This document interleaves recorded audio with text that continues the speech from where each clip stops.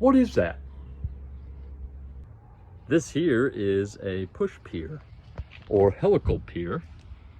There's two of them on this home, one in the back, one in the front. They're used to repair a foundation.